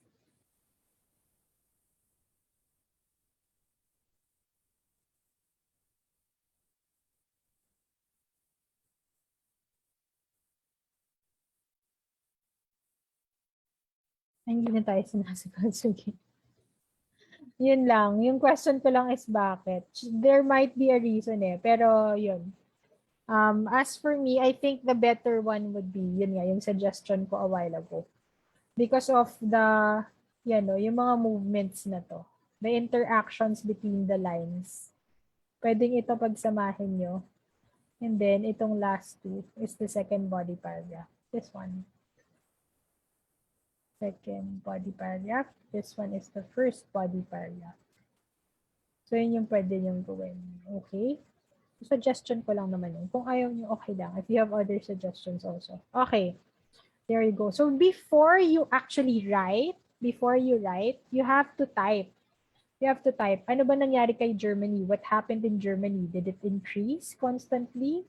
Was there a change in the type of increase that it had? Anong level of increase pa? Which increased more rapidly? Itong part na to. Kasi from here to here, di ba, very close lang yung increase niya. And then from, itong part na to, almost halos walang increase nga siya dito for that. Pero, nagkaroon lang ng change dito. Diba? Medyo mas naging different yung change niya. Mas higher. Not so high, pero mas makikita mo there's a slight significance for that one. But you can actually just do it in one sentence naman na. Mas obvious yung change natin dito sa part na to. From here, from there. Yung yellow, I'm talking about the yellow part. Ayun, okay? So what else? Mention this one also, dun sa mga graph ninyo. Do not forget what happened in the middle of 2008 to 2012. Or approximately, ano yung gitna ng 2008 to 2012? Approximately in 2010, there was the number of female parliament members in Italy surpassed the female parliament members in Germany. So, yung mga ganun, pwede nyo i-present. Okay? So, yun. Ito, France can do a single paragraph. I think, aside from doing France as a single paragraph, pwedeng France muna is the beginning of your first paragraph. And then, you can discuss na yung two na to. Yung Germany and yung Italy. That's what you can do. Pwede. Okay? So, tingnan natin yung mga body paragraphs ninyo or detailed paragraphs ninyo.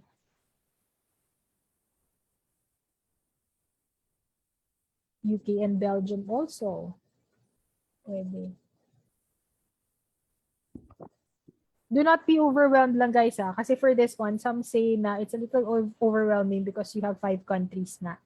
Tapos you have years here. So do not be overwhelmed. Okay? So, I remember pala guys, if you're going to book for an exam, there's an option there for you to choose if, for example, you have special conditions or special considerations. Kasama sa special consideration yung visual impairment. If you have a problem dealing with colors, kung colorblind kayo. Kasi for a colorblind person, especially for this one, kung kunyari wala yung square, diamond, triangle, tapos ano to, apostrophe or yung asterisk na yan, tsaka yung X na yan, dun sa legend niyo, that might give you a hard time if colorblind kayo. Kasi this one, yung violet and the dark blue one, very, very close yung mga colors na yan. So, pwedeng may mga colorblind na hindi yan maintindihan or they could not identify or distinguish it. If you're that type of person, you have to declare it. Pwede naman because Ielts is giving special for that, special considerations for that. I just remembered kasi I had a student na ganun. Binigyan ko ng ganitong graph na lines lang talaga. Sabi niya, I cannot understand.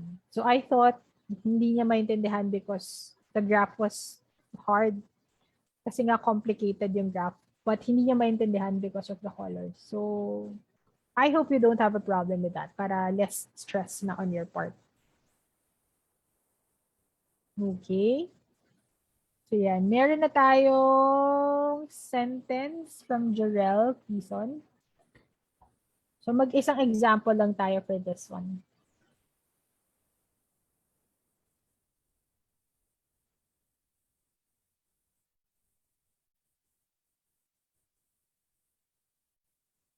You can take a screenshot also if you'd want to sample this.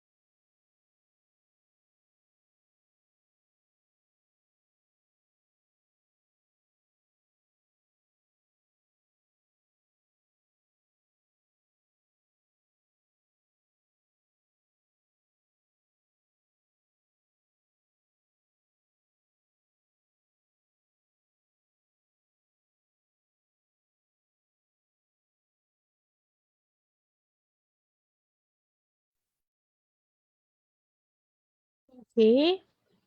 So for this one, who has yung first already? Di pa nag-appear yung kay Jarell dito sa chat. Oh, live chat.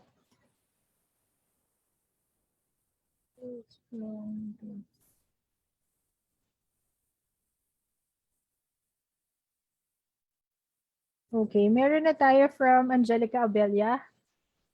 Okay, let's proceed with the work of Angelica Abelia. So, sabi ni Angelica,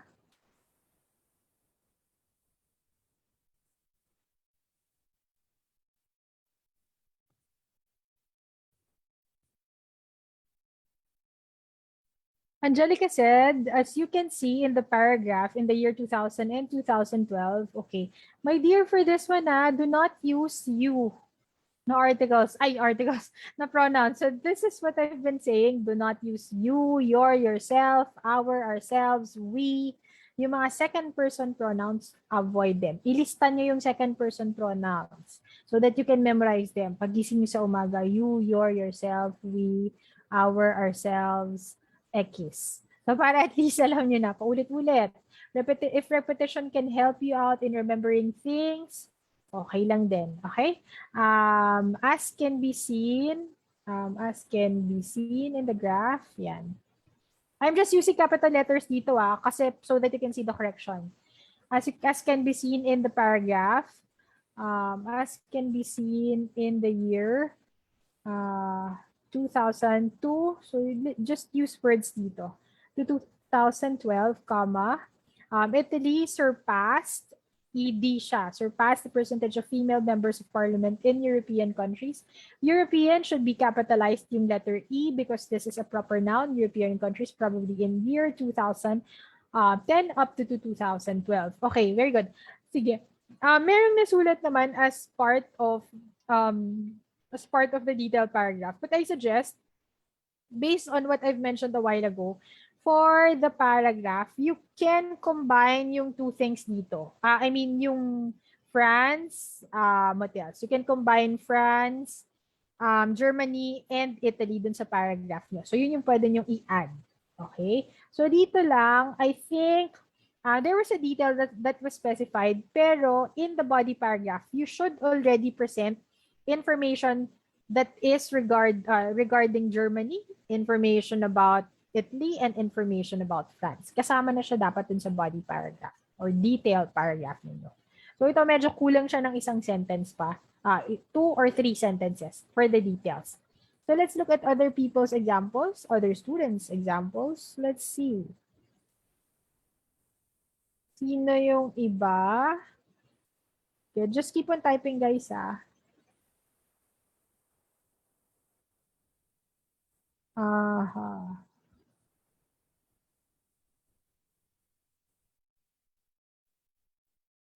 Okay, this is from, I'm copying L. Okay, para you can see examples.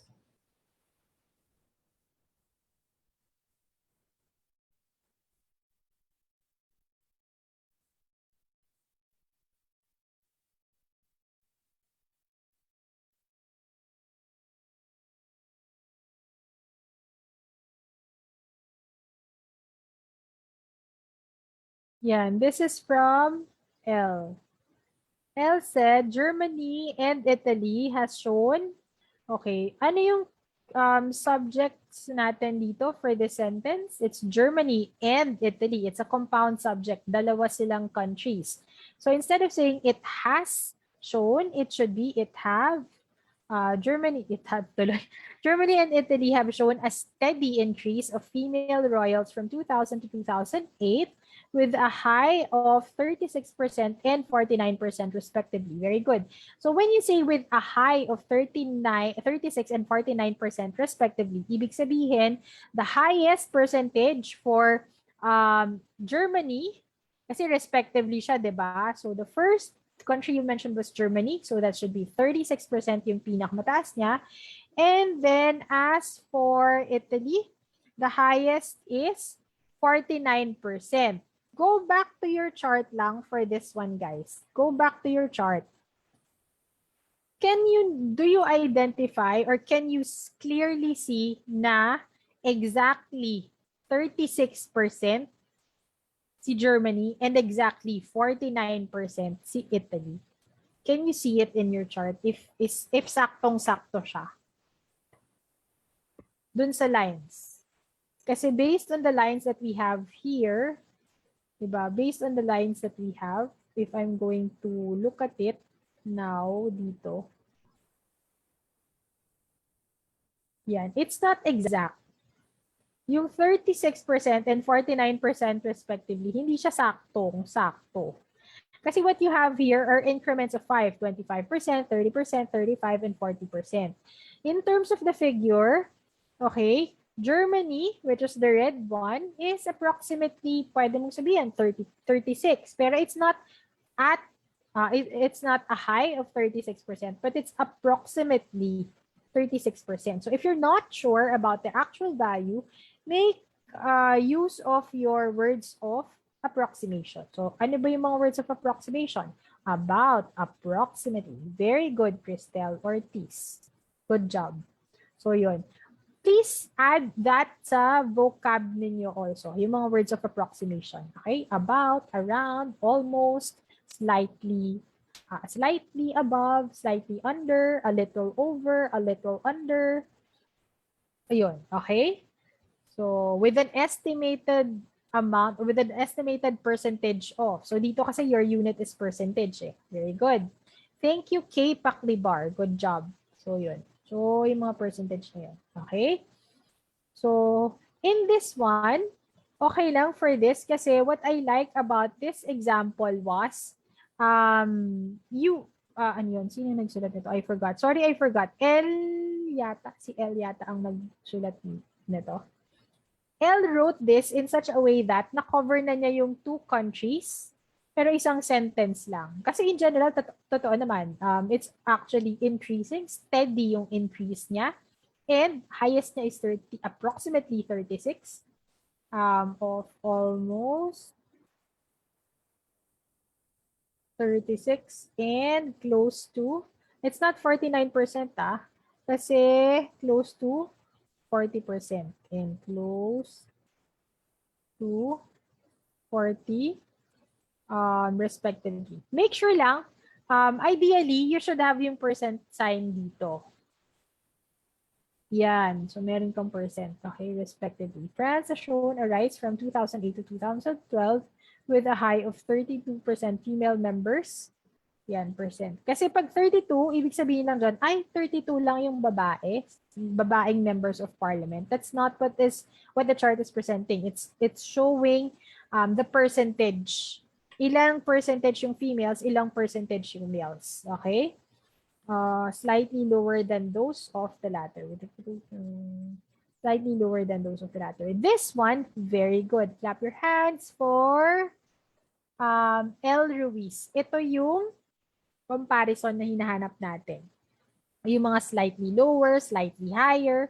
If you can actually provide a value here, which is approximately 2% lower or 3% lower, so pwede nyo mas ma-provide pa yun. Very good. Okay? So, done tayo with Germany and Italy, and then France was also covered dun sa first detailed paragraph. Clap your hands. Pat on the back for L. Good job, L. Sige, so medyo may kailangan na lang mga i-polish na details for this. Good. Okay, in 2000, ayan. So, ito comma. So, whenever you're typing in 2008, in 2012, yung mga ganyan, if it's at the beginning, yan. So, comma kayo dito. And then, capitalization, that should not be capitalized. In 2000, the United Kingdom started with less than 5. So, ito, spell mo to. Less than 5. Sorry, no need to spell if mag-add ka ng percentage. Less than 5% female royals. And has shown a significant increase by 2004 to 2012. Very good. So, United Kingdom, with a high of 23 female. Yung with a high, do not use it now because you've used it here already with a high. So, pwedeng peaking at 2012, peaking at 23% in the last year. 23% in the last year. So, okay na, di ba? And then, I like the sentence here. She mentioned, similarly, Belgium has shown a steady growth from 2004 to 2012 with a high of 23%. Nakatatlong with a high na tayo dito. Okay? So, pwedeng i-decrease mo na lang siya dito. Yung 23, I think for this one, you have to clearly identify here. Nasaan yung pinakamataas niya? Nasaan siya nag-approximately highest ng 23%? Kasi, if I did not see the graph, I would assume na meron palang steady growth from 2004 to 2004 to 2012. Kung steady yung growth niya with a high of 23, I would assume na yung 23 or approximately 23% sa 2012 siya. But that's not the case, right? For Belgium. Nasaan yung highest ng Belgium? What year was the highest for Belgium?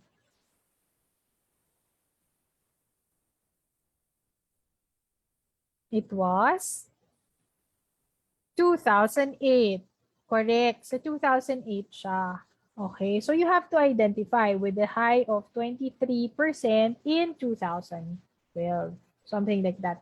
But for me, siguro a better term for you to use here, a better strategy for this one would be Belgium has shown a steady growth from 2004 to 2012.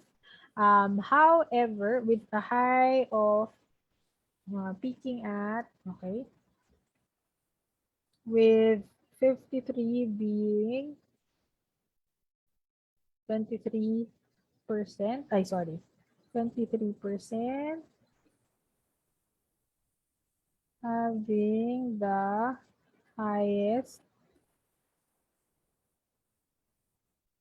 percentage in 2008 at about around 23%. Okay. Yun. And then, I could say here that in relation to United Kingdom, okay, this, however,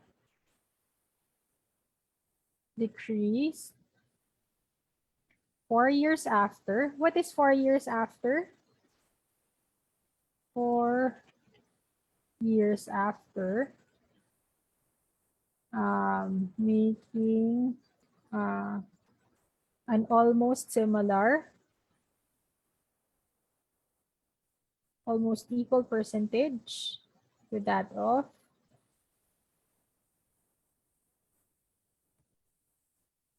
anong country yung may almost equal percentage? Yan, 2008 pala daw. Oo, 2008. Oo, almost similar percentage with Belgium.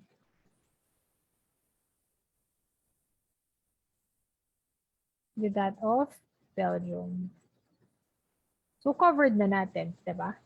So, that's it. So, yung mga details nyo, very important lang that for you to add those details, yung mga points that you have to identify.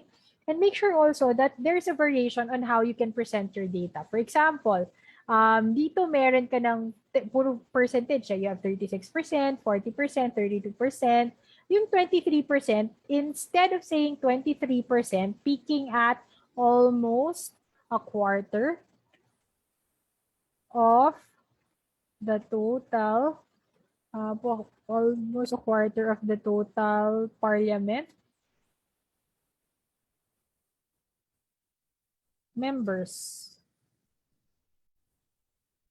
in the last year. O, diba? Very good, K-Pac Libar. Almost a quarter. So, you can use yung mga fractions, yung mga quarter, half, increasing, ganyan.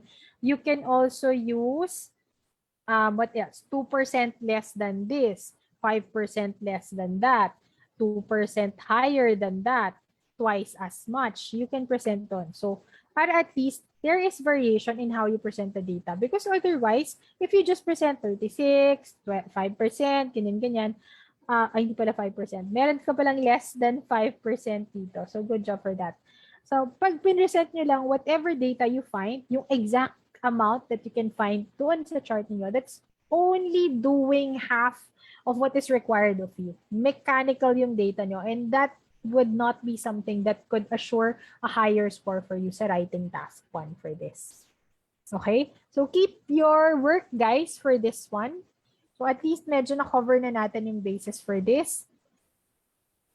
So far, goody-goody na tayo this one.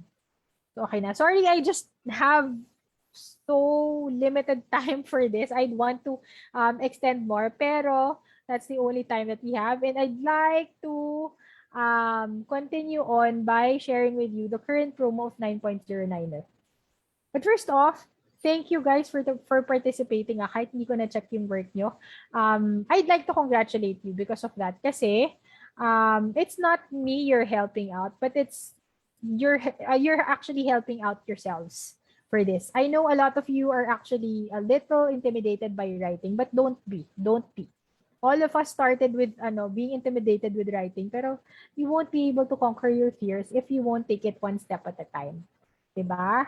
So, thank you so much for those who participated, those who shared their answers.